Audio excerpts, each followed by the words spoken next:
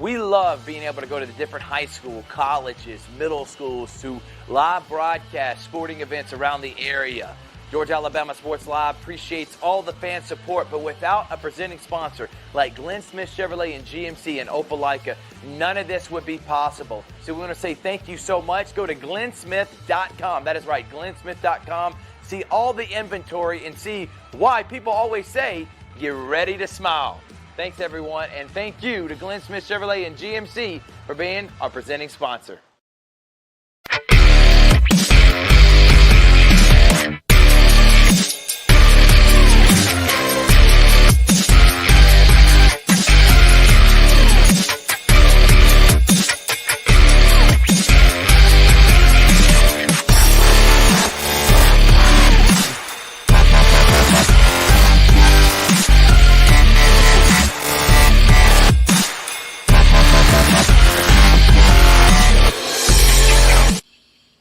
Good evening, everyone. It is time for the late night. So you've got the Tonight Show, you got Late Night with David Letterman, you got Late Night or the Late Show, whatever it is called, right after Letterman. The Up All Night Show. The Up All Night Show, the Best Damn Sports Show, period. Whatever you want to call us, we're going late night.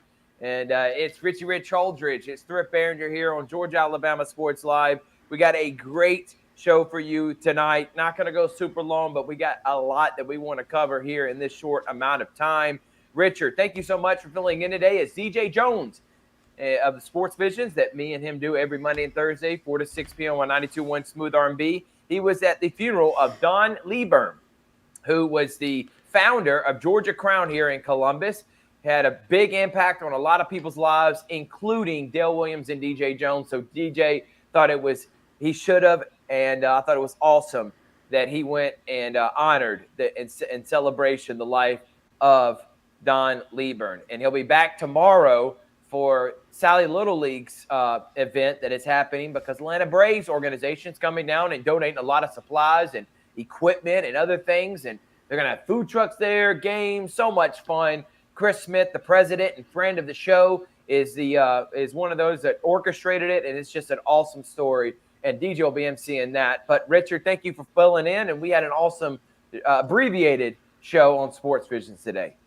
Thrift, it was an honor to fill in for DJ Jones on Sports Visions. Anytime you need me, I'm available. I love sports talk radio. I love getting on Smooth R&B 92.1 and talking sports. And I love being here on the Georgia Alabama Sports Live show as well. We've got just an amazing platform. There's just so much to get into.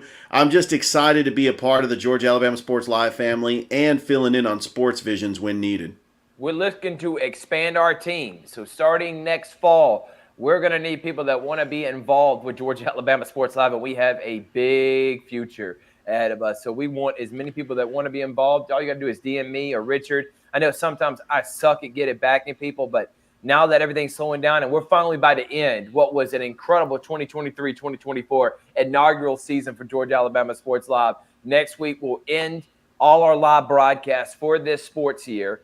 We will have some spring football games we may do here in the next couple of weeks. But mainly it's going to be shows and different interviews and stuff leading up to football season next August. So looking forward to that. And Richard, excited about what we have in store. So let's go ahead and get into it today. Tonight we're going to be talking high school playoff update and what's happening around the area. NBA playoffs. We'll talk about that and give our opinion. I got some hot takes. Hot takes about the Falcons that I said today on the Sports Vision radio show. I got some hot takes about Deion Sanders, Shadur Sanders, and the Colorado Buffaloes. And I may ruffle some feathers, but I don't care anymore. I'm tired of it. I really am. And I got to say something because it seems like nobody else wants to. And I don't consider it hating. I just consider it an observation that I see within that football program.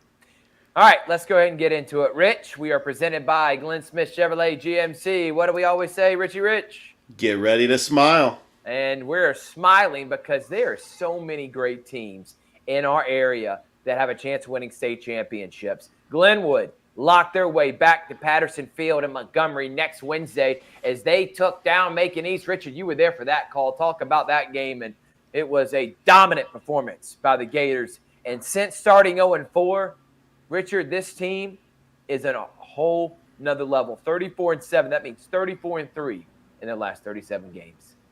It was a rematch of the AISA championship games last season. And the first game was a pitcher's duel as Mason McCrane had the complete game, 10 strikeouts, gave up 1 run, and they defeated Macon East 3-1. The second game, a little bit different. Tyler Sykes pitched in the second game. Levi Pender came in relief. Tyler Sykes only pitched 4 innings. It looks like Coach Fanning just trying to give him some rest for the championship. They didn't really need him because they put up 14 runs, including a 2-run homer by Mason McCrane. He had 4 RBIs total. Even Cal Lawrence had a 2 RBI single. And just the bats came alive. They won it on the 10-run rule in the 6th inning. And Glenwood advances to the championship once again, going for championship number 24. 10 in Coach Fanning's career, and what a way to close out the AISA. To have the 2 teams that are leaving the AISA, and they're going to be in the same region in the AHSAA. I'm talking about Glenwood and Lee Scott Academy. Lee Scott lost the first game to Clark Prep 11-2. But how about bouncing back, facing elimination? Their backs were against the wall. They end up winning game 2 and game 3 today. So guess what, Thrift? We get another Glenwood Lee Scott championship in baseball this time. Yes, we do. And guess what? Speaking of AISA, every one of their 3A teams, their counterparts, if you will, they're praising that they're gone. Because this year, we had Glenwood Lee Scott football championship. We had Glenwood Lee Scott girls basketball championship. We had Lee Scott win the boys state championship. We got Glenwood Lee Scott heading into the baseball, and the Glenwood girls just won soccer state championship. I think the Lee Scott boys were in the mix for a state championship. So it's Glenwood or Lee Scott in every sport that happened this year, and in golf as well, as Glenwood came as a team state runner-up, but they did have an individual that won a state championship in Blake Gale. So congratulations to him. But you may mention they're dominant. And when you got a 1-2 punch of McCrane and Sykes, and all you have to do is win 2 out of 3 games, Richard, I put that 1-2 punch up against anybody in our area. I said that earlier on Sports Visions. You agreed with it. Mason McCrane just lights out in that game 1. Great strategy for Coach Fanning because the week before, Sykes pitched game 1, and then they did McCrane game 2. He switched it up. Now you're playing with house money because Tyler Sykes has been almost unbeatable this year. He's been untouchable in his last 10 starts. That is an automatic win when he's on the mound. So you got Sykes as an automatic win, and then you get it with McCrane. The series is done, and that's why they feel really good about this Glenwood team. Their bats, we're talking about close to 10 runs a game in the last 4 playoff games, and going back to last year, 10 playoff games that they've done. And by the way, they've won 10 consecutive playoff games, 6 last year, 4 this year. I just feel another state championship on the horizon for the Coach Fanning era. 10, as you mentioned, since 2005. 05, 07, 2009, 10, and 11. And then again, I think it was 14, 16, 17. Then that would be 8. Then 9 last year, 23. And then coming up, this would be number 10. Unbelievable what Coach Fanning has done. And we'll be there. Looking forward to it. Nellie Scott, 12 Can't o'clock wait. Eastern Standard Time, 11 o'clock Central Time. You do not want to miss it. We are excited to be there. That's an understatement. It was fun last year with Macon East, but this year, this is it. Both of these teams, when they face each other next year, it's for the AHSAA. This is the final time they'll face off as AISA foes. Thrift, it's a different feeling when Glenwood plays Lee Scott. I mean, the championship was big last year against Macon East, but this is Lee Scott. This is your fiercest rival. There's a lot of bad blood between these two schools. There's mutual respect between these two schools because both are just outstanding private schools in the Chattahoochee Valley. And I cannot say nothing but great things about Lee Scott and the accomplishments that they have done this year. I mean, they've got a football championship, they got a basketball championship, and right now They're trying to get a baseball championship, but Glenwood is right there, and Glenwood is the overall number one seed. I was very impressed with Lee Scott, the resiliency, not only uh, getting those 2 games against Clark Prep on the road, but we know the history with these two schools. Glenwood did take 2 out of 3 against Lee Scott in the series, and it's going to be a lot of fun. And we expect the fans of Lee Scott and the fans of Glenwood to make that trip on 85 West headed towards Montgomery, and they should be packing Patterson Park on Wednesday. Next week, we're planning on having Adam Thomas and Greg Mathis, that is the coaches for Pacelli and Brookstone, because they potentially could be facing in the semifinal. That's a rivalry. Semifinal will go to the state championship. We're also probably going to have AJ Keogh of Central if he wins, and we expect him to, as they'll be facing off in the semifinal, probably against their rival, Auburn, next week. We're going to have on Steve Smith, and they win tomorrow. They're probably going to face their rival, Kings Academy, for the state championship. And then we're going to have on Tim Fanning, who we just mentioned, playing their rival in the state championship. That's all happening next week. And we're getting all of them except Auburn Central on Georgia Alabama Sports Live. So I wouldn't want to go anywhere to watch my games other than Georgia Alabama Sports Live. Steve Smith and the Calvary Christian Knights, they're on the road against Rock Springs. Travesty, shouldn't happen. Dumb, don't care, can't give me an explanation for it. So the number 2 seed is on the road at the number 3 seed. It looks like we probably will not be able to make that as we planned, but we know that we expect and we're cheering on hard Calvary to win both games and be in the state championship next week, trying to win their 6th in a row. And we will 100% be there for that state championship game. That's probably going to be against the Kings Academy. Calvary, same thing. If you got Carson Ward, Bailey Thorne, these guys starting to play at their best, the bats starting to come alive. Bailey Thorne had 2 home runs last week. I don't think anyone's going to even come close to this Calvary team. Same with Glenwood. They're so far ahead of everyone in their league, hence why they're leaving their leagues, that even with having a slow start or a lull in the season with Calvary, slow start for Glenwood, when they get to playoff time, everyone's healthy. These 2 teams are unbeatable in their respective leagues. And I expect Calvary to win. Central, do they play today or tomorrow, Richard? I think they play tomorrow against Baker. And we expect them to beat Baker. And Pacelli hosts Strong Rock. Strong Rock, the defending GIAA state champions, the 6th seed. Pacelli did beat them 2 out of 3. They host them tomorrow, get 2 games, 2:30 and 4:30. And then, by the way, I saw there, Pacelli Sports showed it, after the 2 baseball games, then they got girls and boys soccer games at 6:30 and 8:30. So, holy smokes, 4 straight games on Diamond Field, 2 soccer, 2 baseball. Yeah. You're going to want to be at Pacelli. I'm 100% on that. We were trying to be there. It's going to be hard. I'm telling you, we're going all in next week for these matchups. So we'll be cheering on Pacelli and Brookstone, who hosts, is it? Mount DeSales Academy. So Mount DeSales, after losing game 1 to a team that went to the semifinal, I just lost it off the Stratford. Top of my head. No, yeah, Stratford. No, was it Stratford? I want to say it's Stratford. I thought it was a team out of Perry that Brett Taylor's from. And Westfield School is what Strong Rock. Westfield School is the number 11 seed. Stratford beat Mount DeSales. So Mount DeSales is won 2 out of 3 the last 2 games. They're going to be at Brookstone. We expect both those teams to win. And then we got CVCC on Saturday. Chris Gates will be there. That's the softball game. By the way, the baseball team won 1, lost 1. So Westfield did lose a Strong Rock. Thank you, Brett Taylor. By the way, your guy's going to be the voice of the GIAA state championships. And Richard could potentially be the voice of soccer next week and baseball helping out too. So Richard, me and you are going to have a busy next couple of weeks. You won't be doing Fridays, but potentially Saturday, if it works out that way, you may be able to help out with the soccer broadcast. And I know there's not a better guy that knows about soccer than a former play-by-play guy for a semi-pro team around here in the Columbus Rapids. So that will be a lot of fun. But we're cheering on all the teams. CVCC softball beat the number 2 team in their league. CVC baseball beat the number 2 team in their league.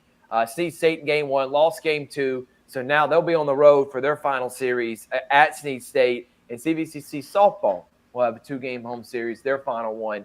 We appreciate Chris Gates holding down the fort for those. Thrift, another team out of the Chattahoochee Valley, I do want to make mention. The Troup County Tigers defeated West Lawrence in the winner-take-all Game 3 today. There you go. Congratulations to Coach Tanner Glisson.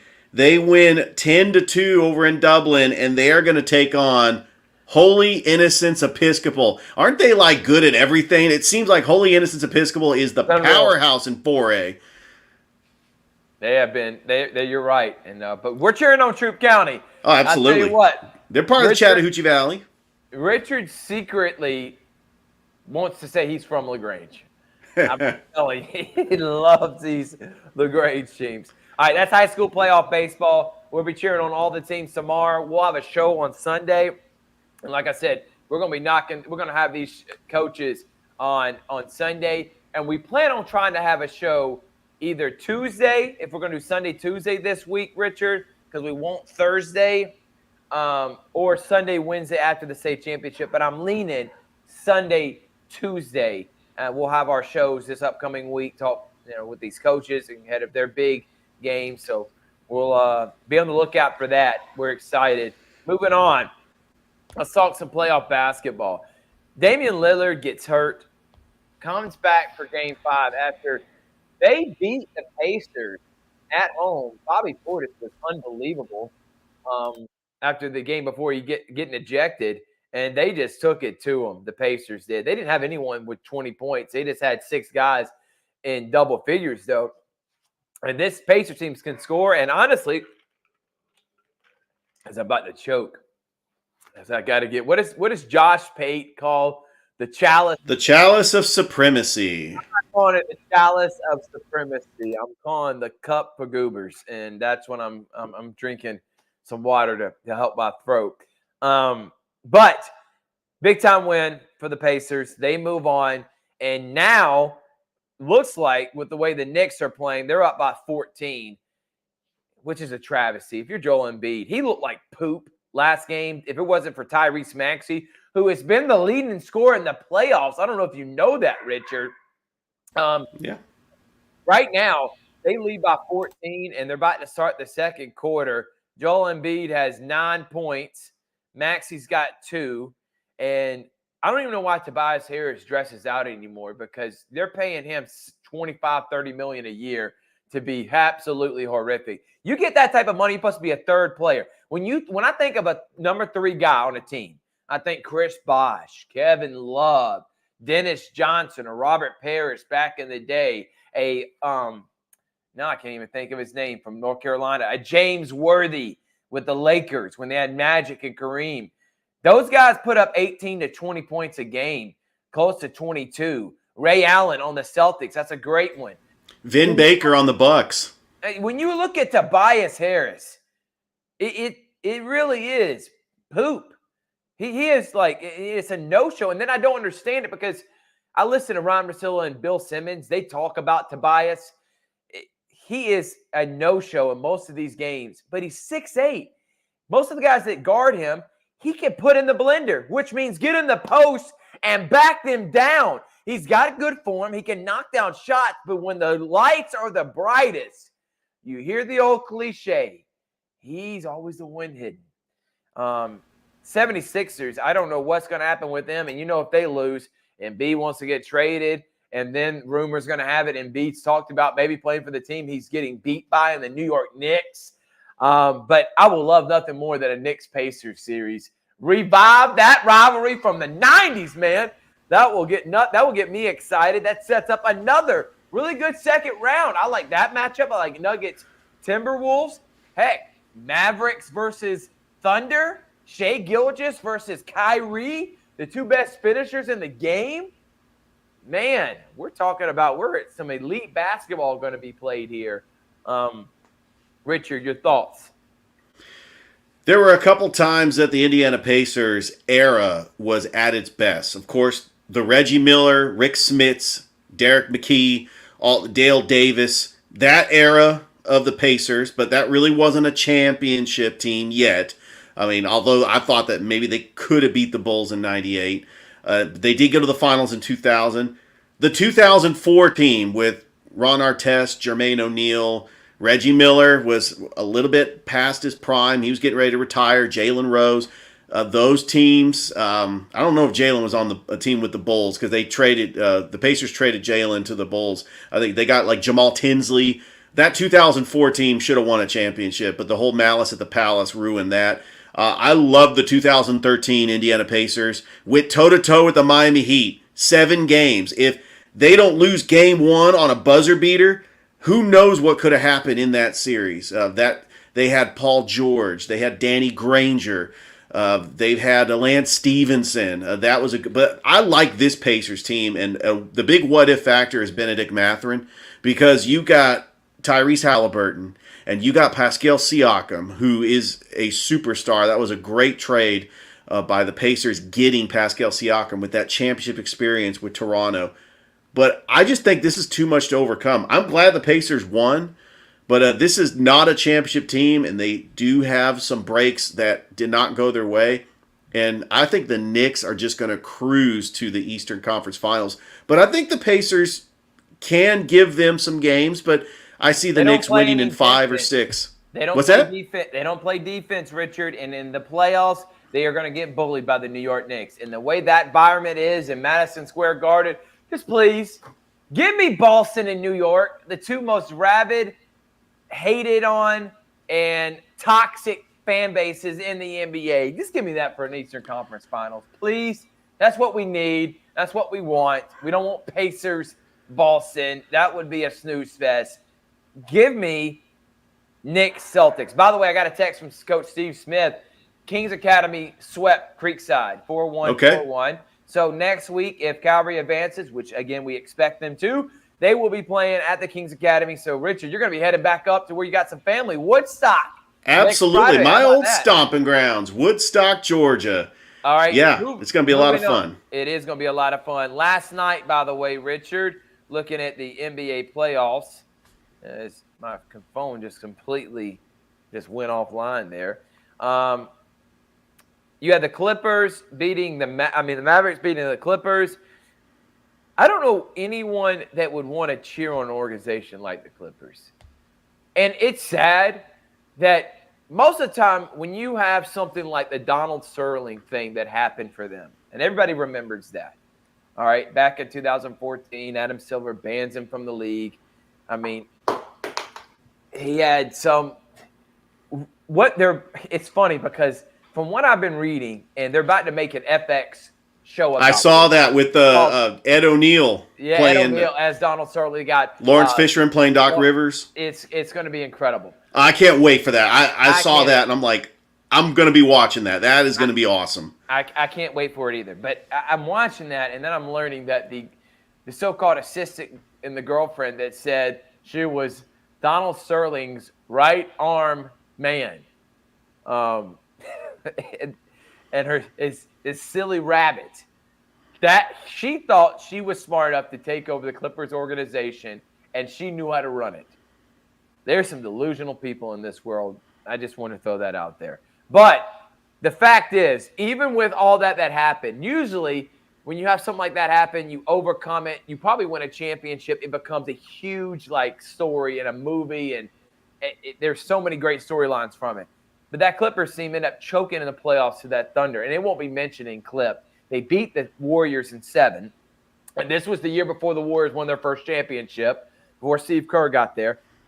And they were tied 2-2 to the Thunder. In Game 5, they were up by 9 with 45 seconds left. Chris Paul, the most sure-handed point guard of all time, had 2 of the most boneheaded turnovers. They ended up losing in 6 to the Thunder. And then the next year, you remember what happened with the Rockets. They lost in 7 to them because that Game 6 fiasco in which they were up by 25 and they let Josh Smith, Corey Brewer, without James Harden and Dwight Howard on the bench, come back and beat them. I mean, you can't make this up. So unreal. As much as I want to say maybe all the bad luck that happened in the Clippers organization was because of Donald Sterling, even when he left, it's like the bad aura just followed them. I just want to laugh at that. And now You go sign Kawhi Leonard, Paul George. You blow a 3-1 lead in the bubble against the Nuggets. You've made a conference final, but you did it without Kawhi, and you ended up getting smoked by the Suns. Actually, you lost in 6. You were competitive, but didn't have a Kawhi Leonard. He's been injured most of the time, and you're about to get beat in the first round for the 4th time. And you got James Harden, most inconsistent player. He had in Game 4, 34. Game 2 or Game 1, I think it was Game 1, he had like 35. And then in Game 5, he went 2 for 12 and had single digits. I mean, come on, man. This is who they put their eggs. They put all their eggs in this basket. And now you're in trouble because you can't trade them away because they're not really a good value asset other than maybe Paul George. And you already traded away a lot of first-round picks. This is their option. So they're stuck with them for another 3 or 4 years. And I just don't see them getting any better. I think the Mavericks beat them in Game 6. The Celtics blew out the Heat. So, again, that was my finals pick. But I'm done with the Clippers, Richard. I'm out. And by the way, Brett Taylor commented, Ant-Man and the Timberwolves, which we'll talk about in just a moment. GIAA product. Holy Spirit Prep 2019. Anything on Mavericks Clippers before we move on? Yeah, the Dallas Mavericks, Luka taking over 35 points. He is going to try and just take over. And I think that the Dallas Mavericks, they got the team that can get to the Western Conference Finals. That is super loud, so sorry about that, Richard. All right, Ant-Man and the Minnesota Timberwolves. How about this? First playoff series since 2004 in which they had Latrell Sprewell, Sam Cassell, a young Wally Szczerbiak, Richard. We got a little head popping up in there. A young Wally Szczerbiak. They also had Kevin Garnett. And they made all the way to the Western Conference Finals, lost to that super team and the Lakers. And they have not won a playoff series since. But here's the thing. Even when they whiffed and took Johnny Flynn and Ricky Rubio and didn't draft Stephen Curry, when they took Wesley Johnson instead of getting DeMarcus Cousins, when they had a talented team and just with Rick Adelman and just couldn't put all the pieces together, they drafted Andrew Wiggins and Cal Anthony Towns, and they just didn't mesh together. They finally got it right with Anthony Edwards. I made mention, I don't compare anybody to Kobe Bryant. That's my favorite athlete of all time. But if there's a guy that's an alpha that is just takeover mentality, will try to take your soul, that's Anthony Edwards. What he did to Kevin Durant, and Carmelo Anthony made this point. He said, there's no way in heck, even though they respect me, I'm letting some young blood show me up at like Ant did to KD. He would have had to go after him or try to fight him. I'm wondering, KD's just going to let this man bully him? He must have known that he was done with his son's teammates. I could never. I don't care if it's all in fun and he says he respects me. You come at me like that on the court, KD, you go for blood. I didn't see that. And that's credit to Ant-Man. He bullied him. I like this Minnesota Timberwolves team a lot. They're the best defensive team in the NBA. If Jaden Daniels keeps playing the way he is, they got a really good point guard that doesn't make mistakes, and Mike Conley. You got 3 good big men, a scorer in Cole Anthony Towns, a defensive prowess and Rudy Gobert, and a guy that come off the bench and dunk on anyone in Naz Reid. They got a really good team, Richard. I like it a lot. The problem is they're playing the best player in the league and the best team in the league. Because otherwise, this would be my pick to be the Western Conference Finals. It really would, if they didn't have to face each other. Yeah, it is unfortunate that the Minnesota Timberwolves ended up getting the number 3 seed because this is the second best team in the West. It's a shame they're going to have to face the Denver Nuggets in the second round because I think that this Minnesota Timberwolves team can get to the Western Conference Finals, but this is just the bad luck of the draw for the T-Wolves. And I think if the Denver Nuggets can get past Minnesota, which they will, they should have no problem against possibly Dallas. I don't see Oklahoma City getting past Dallas. I think it's setting up to be a Dallas-Denver Western Conference Finals. Mike Conti, which I plan on having on here in the next couple of weeks, once especially the NBA ends, I'm going to ask him, because Brett Taylor just says KD needs to head back to Golden State. Maybe he's going to get traded. Who knows what's going to happen? That Suns. Maybe they trade Bill. Maybe they trade Booker to the Knicks, because apparently a lot of the Knicks organization, who run the organization, was in Kentucky with John Calipari when Devin Booker was there, when that team went undefeated. But what about KD to the Hawks? Trade DeAndre Hunter, DeJounte Murray, a bunch of first-round picks, maybe Onyeka Okongwu. I mean, you got a lot of assets. Get KD back. I don't think that trade them all. You're a champion, but I do feel like you're a top 4 seed. Richard said, I'm trading the damn house to get KD. That would be pretty fun. Then, of course, now you're hearing Trae Young to the Lakers. For who? For a first-round draft pick in 2029? For Rui Hachimura? For D'Angelo Russell? They have no assets.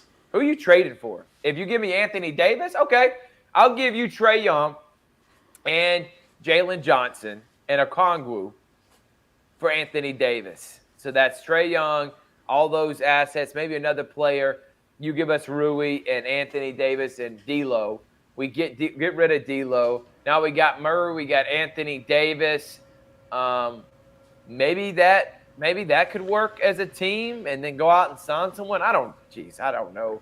It's up in the air, but I can't wait. I don't want to talk off season right now, but that's something that could be floated out there for a lot of people. But I was so disappointed in the Suns. I had them winning and playing in the second round. I had Golden State winning and making the playoffs and beating the Thunder. I mean, these teams are done. These guys, LeBron, Steph, Curry, and KD, the guys we grew up on, they're irrelevant now. It's Anthony Edwards, Jokic, Luka Doncic, Jason Tatum, Jaylen Brown, Jalen Brunson. It's their time now. It's their time. And I'm going to get to that comment here in just a moment, because I'm glad to do for Brett Taylor. We love Brett Taylor. By the way, Brett, he took a chance on us, and we're just happy to be part of the GIAA TV family. I love the fact that Brett allowed me to color commentate for you, the voice of the GIAA TV for all the championship games in basketball. Yeah, but these guys, they're just not what they used to be. So now, KD, Steph, and LeBron, they're at a point in their career where I don't think they can lead teams anymore. But they can be an awesome number 2 for a really good team. Let that sink in for a minute. Maybe not the number 1 anymore, but could be a really good number 2 for a championship team if they're willing to accept that. We'll see. We'll see what they're going to do. I don't think Steph's going to lead Golden State, and KD to Golden State would be fine. Let it run him back. All those guys win another championship, get number 5.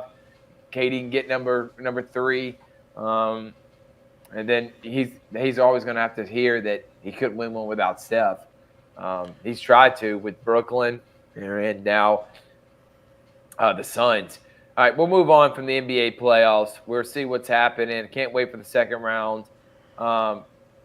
Braves look good. Really don't want to touch on them right now. Just letting you know they're 29. They just keep doing Braves things. We'll talk Braves here in the next couple of weeks. We'll have Tyler Redmond back on, give us some updates. Really not much in baseball right now other than Braves doing Braves things and Braves fans getting mad every time they lose, even though it's 1 out of every 4 games. I was like, guys, can we breathe for a second? My God. All right, Richard. I got to do my hot take. I went off on a tangent. I didn't understand the Michael Penix draft. Still don't understand it. But now we got to make matters worse. When something like this happens, how do I get my name out there?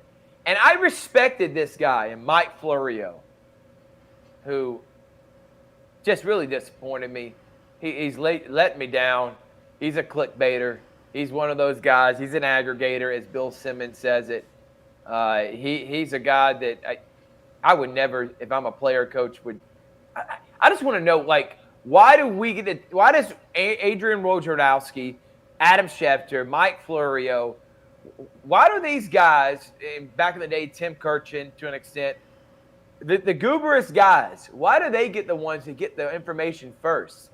And I'm wondering, and it still happens, and they burn people, and they also burn themselves.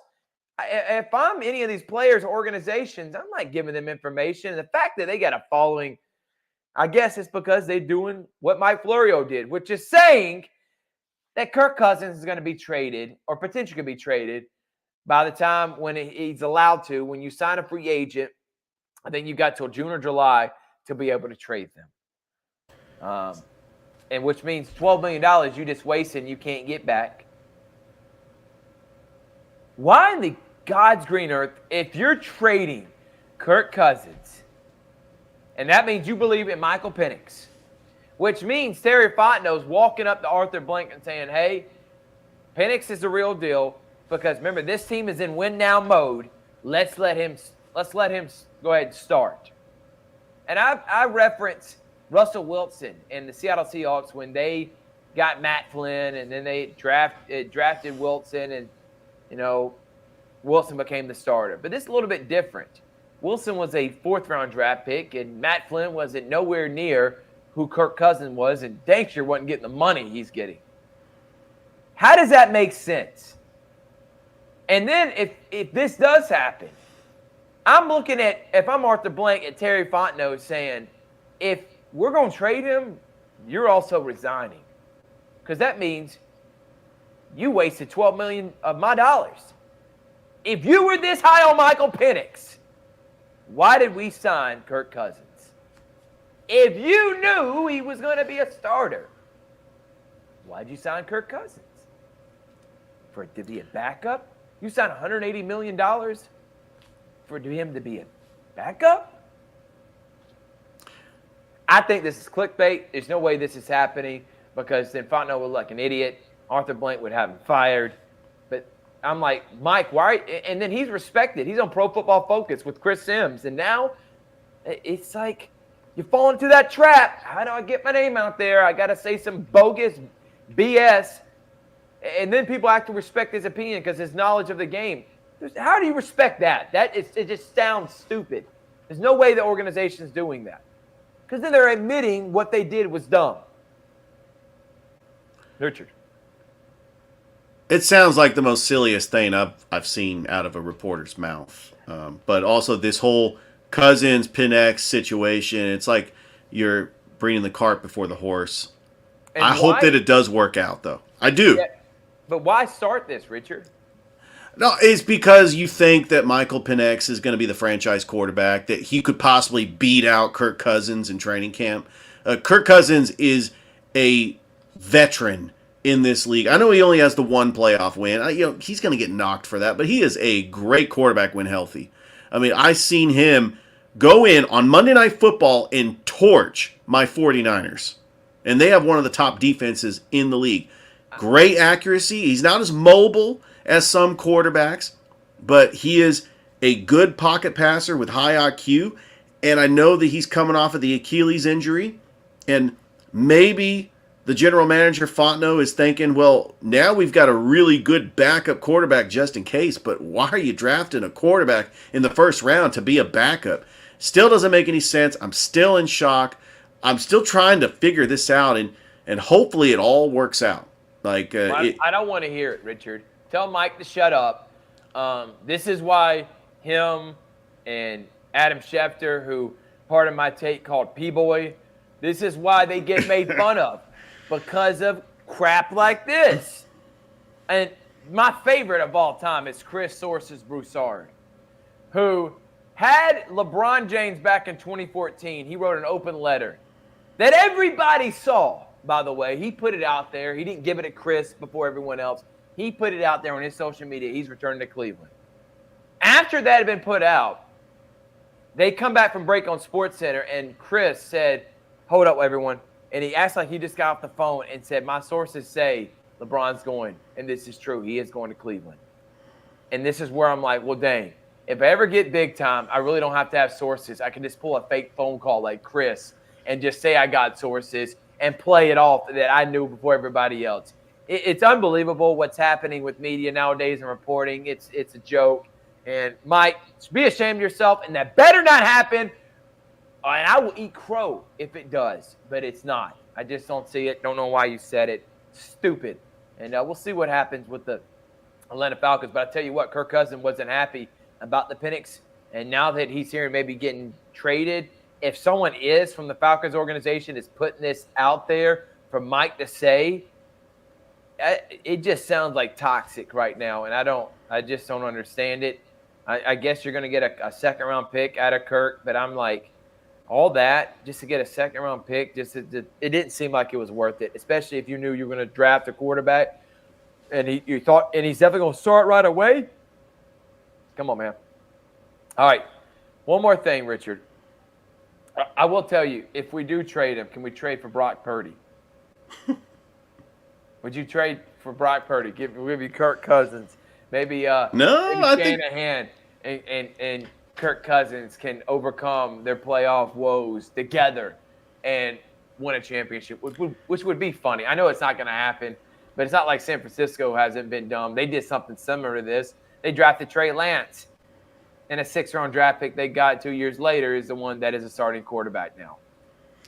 Yeah, they're not getting rid of Brock Purdy anytime soon. They and they also had Jimmy G on the roster. Now, Jimmy Garoppolo got them to a Super Bowl in 2019. He got them to a conference championship too, as well. 2021, he was injury prone. And the next year gets injured, wins a playoff game, and then you got Brock Purdy. I just didn't understand why they drafted Trey Lance. They traded 3 first-round picks, and he couldn't play. I mean, we don't have a sample size on Trey Lance. Yeah, he can't play. And also, you hear that the Cowboys are not picking up his 5th-year option. Trey Lance might be playing in the CFL. I mean, he cannot play. I don't even think he's a backup. And you traded 3 first-round draft picks for him. Well, technically 2, because the other one was just a swap. But yeah, 2 first-round draft picks to get Trey Lance that didn't even play half a season for you. Well, the I'll tell you Falcons what. could potentially do that too. They just paid Kirk Cousins $12 million of his $180 million to trade him away and never even played a game for him. And if Penix turns into Brock Purdy and successful in year 1, I'll eat crow and I'll admit, you know what, sometimes you just got to take it because no one's calling the 49ers an idiot and John Lynch an idiot for what they did, which was an idiot move with Trey Lance, especially the way it played out. But we'll see. All right, one more rant for me, Richard, and we'll get out of here. And then you can add on to it. The Shedeur Sanders, Deion Sanders thing, it's getting old. It really is. He has set his son up for success, and that much is always going to be true. But the calling out of people, which multiple players have come out and saying they feel like they've been bamboozled. If it's just one, I can understand it. Multiple people saying the same thing about how Shedeur was treated compared to other players, to how Coach Sanders, Deion, Coach Prime, how he treated players. When it's multiple coming out saying this, there's a problem. I don't think the winnings, and everyone's saying he's going to dominate. What is he going to dominate? Is Georgia or Alabama and their NIL going anywhere? Auburn, nope. Ohio State, USC, Oklahoma, Texas, Clemson? Until they stop caring about recruiting, just because it's Deion doesn't mean a player's going to go there, as you've seen in the last recruiting cycle. Transfer portal, they're having to do it all over again. It's like it's a whole new team.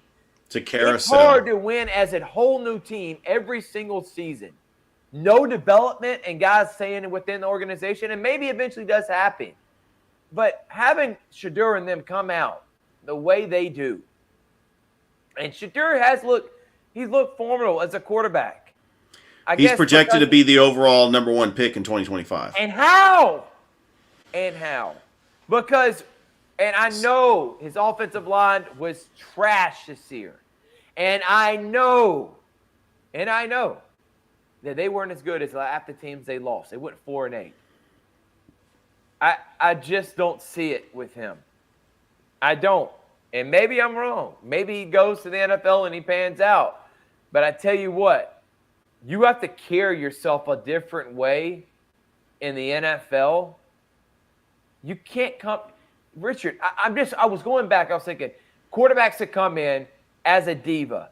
And this reminds me a lot of LeVar Ball and Lonzo Ball and LaMelo Ball, who, in essence, neither one of them have done anything. And although Lonzo, he got hurt, and he could have panned out to be a really good player, not a All-Star, All-NBA, but a really good player for a good team, a good number 3 player. I could see him fit in that role beautifully. I don't know about Hall of Famer. Maybe that will be Shedeur. But the number 1 overall quarterback, you think teams want to deal with dad? Then he's saying what teams that his son can play for? It ain't going to be the Falcons, so he better as well cross them off the list. They already got their quarterback problems. I don't know if Colorado wins 5 games this year. Maybe the Big 12 is going to be tough. Maybe they get to 6-6. I did look. Maybe they do, and that's a 2-game improvement from last year. They're cashing a lot of checks right now. They are trying to cash a lot of checks, and I'm not vibing with it at all. There's a fine line between confidence and arrogance, and I hate to say this, but Prime was on a whole nother level at FSU than I think what Shedeur is with Colorado. And maybe I would view him differently if he was on another team. And maybe if he was on another team like Ohio State, Shedeur would be excellent, probably win a Heisman. He would be a great quarterback there, no doubt about it. But I just, anybody that thinks Colorado's about to win a national championship next year, not seeing it. I do love Prime, but what is he ultimately really changing? He had a whole new staff this year. And he's not changing the game in recruiting. Kirby Smart did. You're telling me Deion's going to be a better recruiter than Kirby? Why? Just because he's Deion? Kirby's got guys in the NFL every single season. Until he stops caring about recruiting, I don't want to hear it. I don't think he's going to win. Maybe Deion does get a chance at a big college. I don't know if he will. I don't know if they'll willing to swing the bat on him. He's going to have to win first at Colorado. But Shedeur coming out and in the interviews and everything else, I just don't understand. He talks like he's won a Heisman and won a championship. They carry themselves. And again, if it's not Prime, does Colorado after a 4-8 season get the limelight they're getting? No. The Shedeur, if he plays for Colorado without his dad, even though he had a good year, is he getting the limelight he's getting? No. And I kind of wish that they would. I think they should tone it down a little bit. I really do. But maybe that's just me. You know what? If that works for them, okay. But I just don't see winning happening next year. And then I know how grown men are, and especially in the NFL, I just feel like he's going to have a target on his back, just like Lonzo did with his dad. So why would you set yourself up for that? Like Caleb Williams' dad saying he's going to be a part owner. To help me understand that. You have to go in if you want to be a leader of a team and build a relationship with these guys. If you go in as a diva, you build no relationship, you isolate yourself away from the team, and maybe Shedeur will be a great leader. Maybe he will. But calling out teammates the way he is, I just don't see it right now. I don't. Maybe it does work out. But I don't like what I'm seeing right now, especially when you got your butt whooped. I don't understand it. I don't. Quarterbacks who succeed. Yeah. Quarterbacks who succeed in this league. Quarterbacks who succeed in this league usually play with a chip on their shoulder. They were cut. A guy like Aaron Rodgers going to Chico State, and having to go to Cal. I mean, you have Brett Favre going to Southern Miss. Tom Brady getting drafted in the 6th round. I mean, Aaron Rodgers sitting for a long time, having to go to junior college. And maybe Shedeur, who wanted to play with his dad, they said he did get offers to D1 and went to Jackson, but I think he did that because he wanted to play for his dad. And now he's at Colorado with his dad. His dad is doing everything he can to make sure he's successful. But running at a high school offense at the college level that puts up a lot of points is not the same thing as running a pro-style offense. And we hear that all the time with quarterbacks, and that's why it's always a risk. And now he's going to be the number 1 overall quarterback. I think someone else is going to make a name for themselves. I think Carson Beck's going to put some name because he's going to do good in a pro-style offense at Georgia. I wouldn't have a problem with Shedeur. I don't care about the swag, but right now it doesn't seem like swag I'm hearing coming out of that camp. It sounds like toxic, and that could be an issue for the future. So maybe that's what they need to work on more than anything is humble yourself a little bit. And I didn't see any humble from someone that went 4-8 last year at all. So there's my hot take. That's all I had to say about it. Anything else you want to add, Richard? Oh, just that I do feel the same way, Thrift, that Coach Prime is overrated. I mean, he got a lot of just media attention when he got Travis Hunter to go to Jackson State, an FCS school, the number 1 recruit in the entire nation a couple of years ago. And, he moved the needle. People were watching Colorado. I mean, high ratings those first 3 games when they went 3-0. They beat TCU. By the way, that was not the same TCU team from last season that went into the national championship and got smoked by Georgia. Yeah, but they beat all their wins were overrated, Richard. They were all overrated. They started 3-0 and all the hype, and then Oregon comes in, and Dan Lanning said he just put the throat on Colorado. They did not let up. And it was bad. It was ugly. All those haters, look what we're doing. Instead of just saying take it one game at a time, knowing in the end you're not going to win some of these games, you're probably not going to pan out the way you were already talking like you're about to win 8 or 9 games. Like you already accomplished what you wanted, winning the first 3. I didn't know that was the ultimate goal. And maybe Deion Sanders needs to stop talking like he's winning national championships if his standard is to win 5 games or 6 games a season until he gets the talent that he has there. That's all I have to say. So, Richard, got a busy weekend. Potentially could be the Calvary tomorrow. That's still up in the air, and if it will be game 2 only that we do. CBC softball on Saturday, and then next week, busy. Sunday night, you're going to want to tune in. Me and Richard, we're going to have some coaches on. Looking forward to doing that show Sunday and Tuesday next week. Richard, any final thoughts? No, it was a great show. Looking forward to the high school baseball playoffs. I can't believe that the season is almost coming to an end. It is. And definitely been grinding.